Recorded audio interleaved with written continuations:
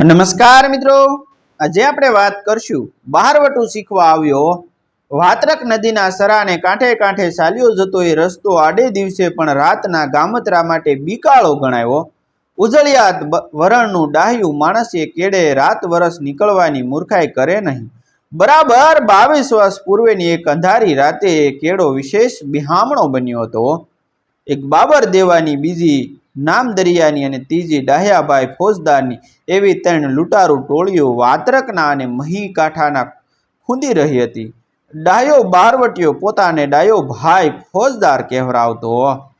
એવી એક વાત, રાતનો ઘાટો અંધાર પડદો પડી ગયા પછી કપડવંજ તાલુકાના ગામ ભરડકાથી નીકળીને એક બ્રાહ્મણ સરસ વણી ગામે જતો હતો.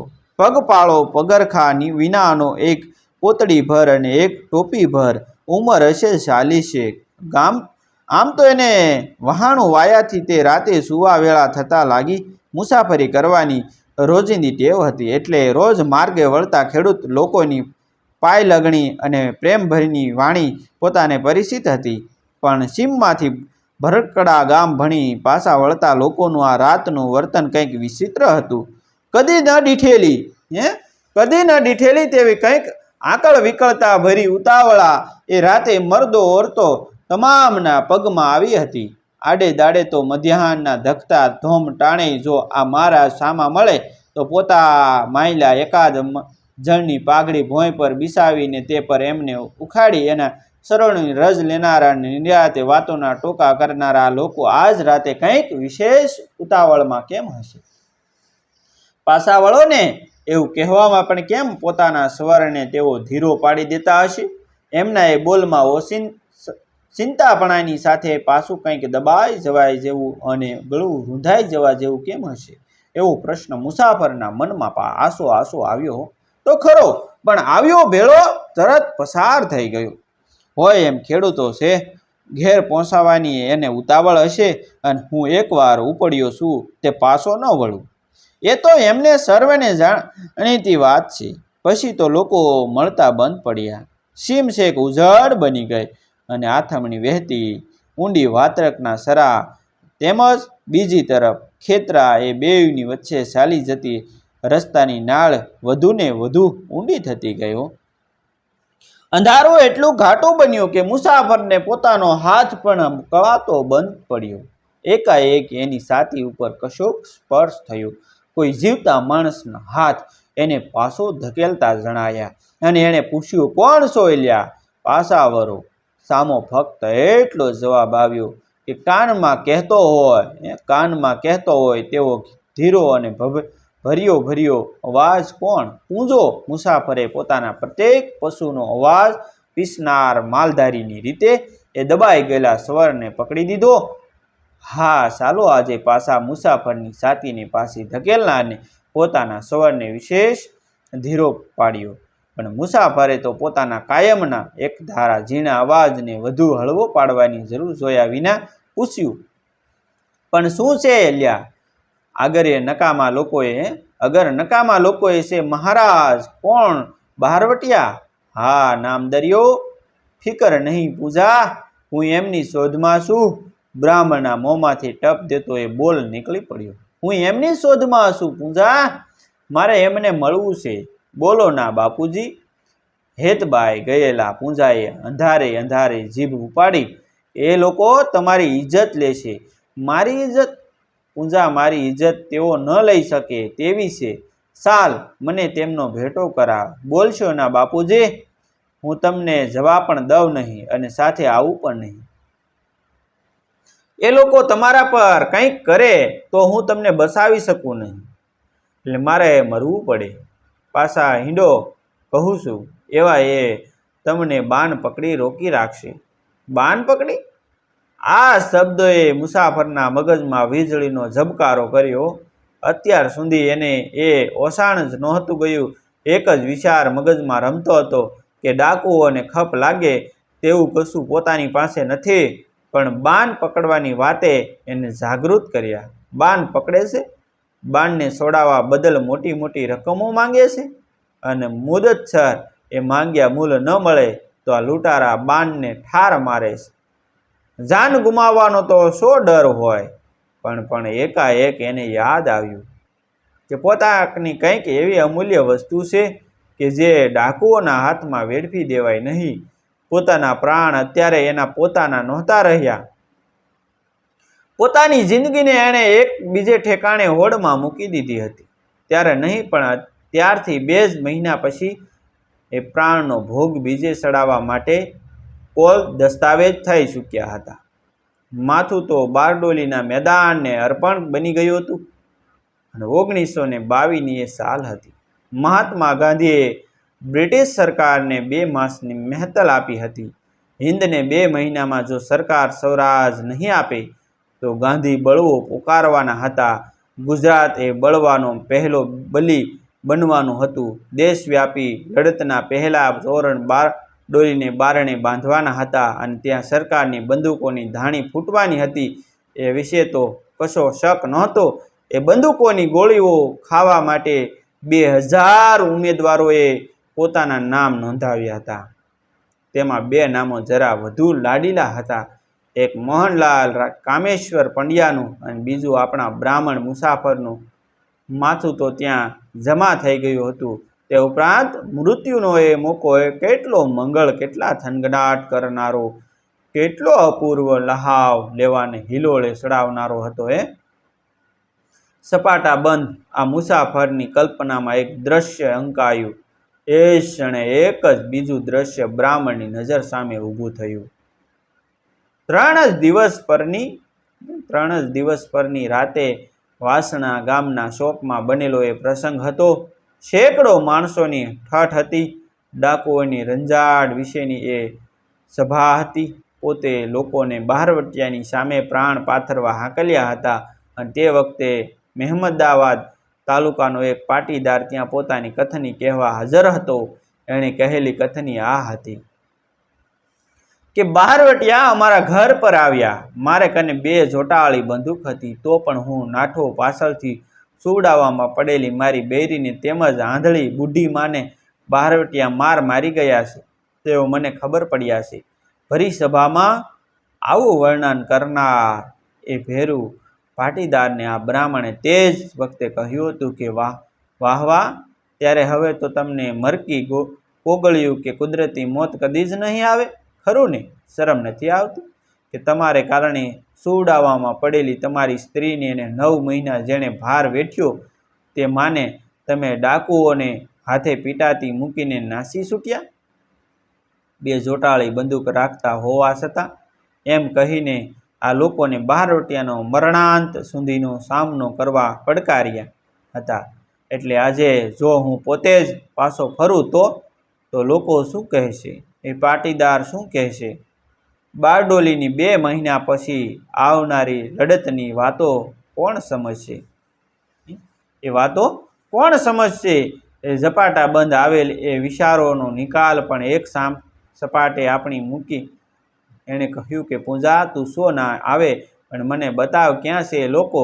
ઘડીભરની ચૂપકીદી. પૂંજાના કોઠામાં એક મોટો નિશ્વાસ પડ્યો. તે મુસાફરને સંભળાવ્યો અને પછી પૂંજો ફક્ત એટલું જ બોલી શક્યો, ત્યારે શું તમે ત્યાં જવાના? હા, પૂંજા કહે, મને ક્યાં છે એ લોકો? જુઓ, આ બાજુના જ ખેતરમાં પડ્યા છે.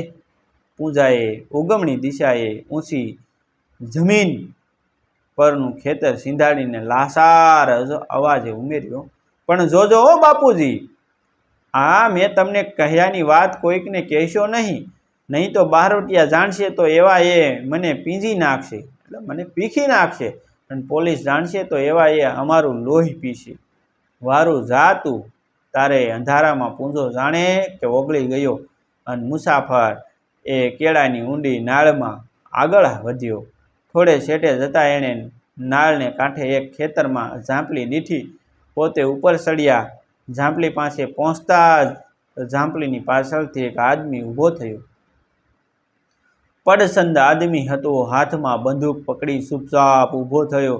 તારોડિયાને અંજવાળે સ્પષ્ટ વર્તાયો. માનવી જ્યારે મૂંગો રહે છે ને ત્યારે વધુ ભયાનક બને છે. ખડખડ ખડખડ ખડખડ ખડખડ. મુસાફર આ બંદૂકિયાને જોતાની વાર ખડખડાટ હસી પડ્યો. આજે એને મૂળોને પૂછો તો એ નહીં કહી શકે કે એ હસવું એ ભયાનકતાની વચ્ચે એમને શેનાથી આવેલું? પણ એ તો ખડખડાટ હસ્યા અને એણે પૂછ્યું, કેમ તમે એકલા કેમ છો? બીજા બધા ક્યાં છે? આ ખડખડ ખડખડ હાસ્ય અને તેની પછી તરત આવેલો આ વિચિત્ર પ્રશ્ન એ બંદૂકદારને હેબતાવા બસ હતા. જવાબ એણે વાળ્યો નહીં. એટલે મુસાફરે ઝાંપલી ખોલીને અંદર જઈ ખેતરમાં ચાલવા મળ્યું. બંદૂકદાર ચૂપચાપ એની પાછળ ચાલ્યો. થોડે છેટે ગયા છે ત્યાં તો મુસાફરે બીજા બે બંદૂકદારોને પોતાની સામે ખડા થયેલા દીઠા. તેઓ પણ મૂંગા હતા. તમે બે જ કેમ? બીજાઓ ક્યાં છે? મુસાફરના મોંમાંથી આપોઆપ એનો એ સવાલ સરી પડ્યો. જવાબ કોઈએ વાળ્યો નહીં. પાછો મુસાફર આગળ વધ્યો એટલે એ બંનેમાંથી એક બંદૂકદારે મુસાફરની ડાબી અને જમણી બાજુ ચાલવા મળ્યો. ત્રીજો બંદૂકદાર તો એની પાછળ ચાલતો જ હતો. એવામાં એકાએક સામેથી અવાજ છૂટ્યો કે ખબરદાર, ત્યાં જ ઊભા રહેજો, નગર ઠાર થશે. તરત મુસાફર થંભી ગયો. બોલનારને એણે થોડે દૂર દીઠો. ઘોડે બેઠેલો 3 બંદૂકદારો પણ મુસાફરની ત્રણેય બાજુએ ખડા રહ્યા. કોણ છે તું? ઘોડાની પીઠ પરથી ફરીથી સવાલ આવ્યો. બારવટીયો છું, મુસાફરે જવાબ આપ્યો. અહીં કેમ આવ્યો છે? થોડીક વાતો કરવા, તમારા સર્વે જણને મળી લેવા. ક્યાં છે એ બધા? જવાબમાં ઘોડેસવાર કંઈ બોલ્યો નહીં. પણ 8, 10, 9 માણસો આવીને સામે ખડા થઈ ગયા એટલે મૂંઝાઈ ગયો. થોડી વારની સુપ્તગીરી પછી મુસાફરે કહ્યું કે શેઠે કેમ ઊભા છો? પાસે આવો અને બેસો. અને આજ્ઞાનું પાલન થતું હોય એમ 8-10 જણા મુસાફરની સામે ભોંય પર બેસી ગયા. 3 બંદૂકદારોએ બંદૂકો તૈયાર રાખીને 3 દિશા પકડી લીધી હતી. ચોથી સામી દિશામાં ઘોડેસવાર પોતાને સ્થાને ચોક્કસ નિશ્ચલ થઈ બેઠો હતો. ફરી પાછો દૂરથી ઘોડેસવારે પ્રશ્ન કર્યો, કોણ છે તું? કહ્યું નહીં કે હું બારવટીયો છું? તમને કીધું નથી હું બારવટીયો છું? કોની ટોળીનો? ગાંધી મહાત્માની ટોળીનો. સામે કોઈ પ્રશ્ન આવ્યો નહીં. ટોળીવાળાનું નામ સાંભળતા ડાકુઓ મૂંગા બન્યા અને મુસાફરની જીભ એની મેળે જ આગળ બોલી ચાલી, હું ગાંધી મહાત્માની ટોળીનો એક સૈનિક છું અને તમને સાસા બહારવટાની રીતે શીખવવા આવ્યો છું. કહેવા આવ્યો છું કે એમણે અંગ્રેજ સરકારની સામે બહારવટું માંડ્યું છે. આપણા બધા દુઃખોનું મૂળ આ પરદેશી સરકાર છે. સાસુ બહારવટું એમની સામે કરવાનું છે. તમારા નાના બહારવટાથી કશો દાડો વળે તેમ નથી. આજથી 2 મહિને બારડોલીમાં સરકાર ગોળીઓ ચલાવશે. તમારે સાસુ બહારવટું કરવું હોય ને તો ચાલો ગાંધી મહાત્મા કને, એ જ લોકોનું ભલું કરી રહ્યા છે. મુસાફર બોલી રહ્યો. ત્યાં સુધી બારામાંથી કોઈ એ શબ્દ સરખો ઉછર્યો નહીં. પછી ઘોડેસવારે પ્રશ્ન મૂક્યો કે ગાંધી મહાત્માઓ એ લોકોને શું સારું કર્યું છે? જોયું નહીં અમદાવાદમાં? મુસાફરને હોઠે એક એવી હકીકત હાજર થઈ કે જે ડાકુઓ પણ સમજી શકે. મિલના શેઠિયા મજૂરોની રોજી વધારતા નહોતા, તે માટે ગાંધી મહાત્માએ રાંધણો ખેંચી અંતે વધારો અપાવ્યો જ રહ્યા. આ વખતે સામે ભોંય પર બેઠેલાની સુપકીદી તૂટી અને તે માહેલા હેકે સામો પ્રશ્ન પૂછ્યો. એમાં ગાંધી મહાત્માએ લોકોને શું ભલું કર્યું?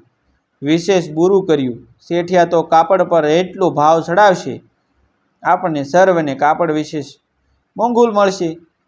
ઘડીભર મુસાફર ગમ ખાઈ ગયો કે ડાકુના મોંમાંથી અણકલ્પી સોટદાર દલીલ આવી હતી.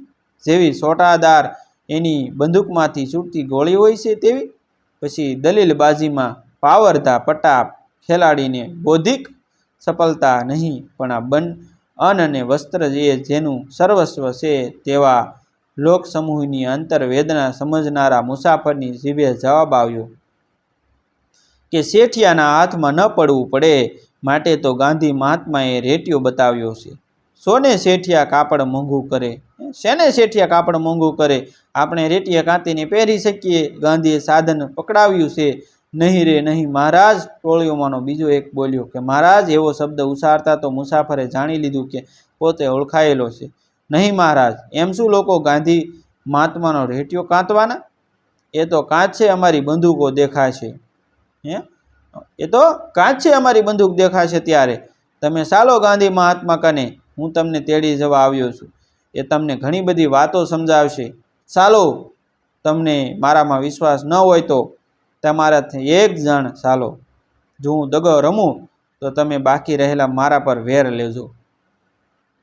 અને ગાંધી મહાત્મા આપણા મલકમાં આવે ત્યારે વાત મહારાજ, ત્યારે એને મળશું, હમણાં નહીં. ઘોડેસવારે જવાબ દીધો, અમે ક્યાં ગરીબોને પકડીએ છીએ? તમે જ બતાવો. અમે ક્યાં ગરીબોને પકડીએ છીએ? તમે બતાવો. પૈસાવાળા અથવા તો ગરીબોને પીડનારા સિવાયના કોઈને પણ અમે મોરે લૂંટ્યા છે? તમને શી ખબર? મુસાફરે કહ્યું. અમને શી ખબર કે તમારા આવવાના ખબર થાય છે કે તમામ લોકો ફફડી ઉઠે છે, નાસે છે, છુપાય છે, ખેડ ધંધો કરી શકતા નથી અને તેમને સરકારી પોલીસ રંજાડે છે. એ તો જુદું. તમારા ત્રાસની તમને ખબર નથી. પેટ માટે કરવું જ પડે તો? એક ડાકુએ કહ્યું. પેટ માટે? પેટ તમારું પ્રત્યેકનું મહિને પોણો મણ દાણો માંગે છે, પણ તમારે હજારોની લૂંટો કરવી પડે છે, કારણ કે તમારે તમારા આશરાવાળાઓને દેવું પડે છે. સિપાહીઓને પણ દેતા હશો. તમારે ફક્ત પેટ ભરીને બેસવું પાલવે નહીં. ડાકુઓ પાસે આનો સાચો જવાબ નહોતો. જૂઠો જવાબ વાળીને દલીલો કરવાની તેમની વૃત્તિ નહોતી.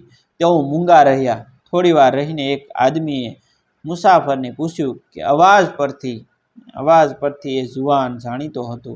સીસપેનનો કકડો હશે તમારી કને? સીસપેનનો ટુકડો હશે તમારી પાસે?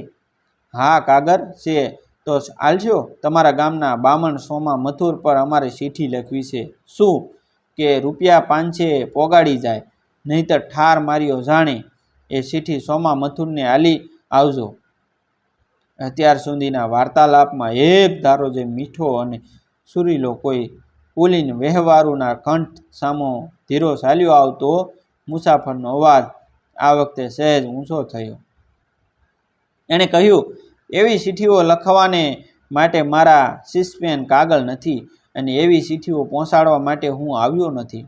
હું તો મારા ગામ જઈને ગામ લોકોને તૈયાર કરવાનો કે ખબરદાર બનો, બહારવટિયાઓ આવે છે, તેમની સામે આપણે લડવાનું છે. તેઓ ગામ પર હાથ નાખે તે પૂર્વે આપણે મરવાનું છે. મારા હારા ભાના વનિયાના. બીજાઓ પેલાને એકી સાથે ઠપકો આપી ઉઠ્યા. મૂંગો મરી રહેને મહારાજને તે કેવું એવું કહેવાતું હશે? હારો મૂર્ખો નહીં તો? પછી એક જણે મુસાફર તરફ ફરીને કહ્યું કે એ તો હારો હેવાના છે, મનમાં કંઈ લાવશો ના હો મહારાજ. કહેજો તમે તમારા ગામ લોકોને, અને તમે હવે જવું હોય તો જાઓ. મહારાજ હેંડો, અમે મૂકવા આવીએ. હેંડો, અમે તમને મૂકવા આવીએ. મૂકવા આવવા જેવું લાગ્યું હોત તો એકલો આવત છા ને? એકલો જ હિંડ્યો જઈશ. વારું મહારાજ, જાઓ તમે તમારે જાઓ. એકલા ચાલ્યા જતા મુસાફરે શેટે નીકળી ગયા. પછી સામટા બંદૂકોના બા સાંભળ્યા. એ બંદૂકો બહારવટિયાએ હવામાં છોડી હતી. મધરાતે સરસવાણી પહોંચીને મુસાફરે તરત ગામ લોકોને જાગૃત કર્યા હતા. પણ સરસવાણી પર તો તે રાતે કે તે પછી કોઈ રાતે કોઈ લૂંટારું ટોળી ત્રાટકી નહીં. એ મહારાજ એટલે આપણા લોકલાડીલા રવિશંકર મહારાજ. માણસાઈના દીવા, ભાગ 1, લેખક ઝવેરચંદ મેઘાણી. મિત્રો, આવા જ નવા જીવન ઉપયોગી, જીવનમાં કંઈક નવું શીખવા મળે, સત્ય ઘટનાઓ વિશે જાણવા મળે, શૂરવીરતાની ઐતિહાસિક વાતો વિશે જાણવા મળે, હાલની ઘટનાઓ શીખવા મળે તેવા વિડીયો જોવા માટે અમારી ચેનલ સાથે બન્યા રહેજો મિત્રો. અને તમને મિત્રો વિડીયો પસંદ આવે ને તો તમારા અન્ય સગા સંબંધી મિત્રો સાથે વિડીયોને શેર કરી દેજો, અને અમારી ચેનલને તમે સબસ્ક્રાઈબ કરી દેજો, જેથી કરી આવનારા વિડીયો આપને જલ્દી મળી જાય. મિત્રો, આ વિડીયો જોવા બદલ આપ સૌનો આભાર. આપ સૌનો ખૂબ ખૂબ આભાર. મળીશું આપણે એક નવા વિડીયો સાથે, એક નવી સ્ટોરી સાથે. ત્યાં સુધી આપ સૌ બન્યા રહેજો અમારા વિડીયોની સાથે, ચેનલની સાથે. બીજા વિડીયો પણ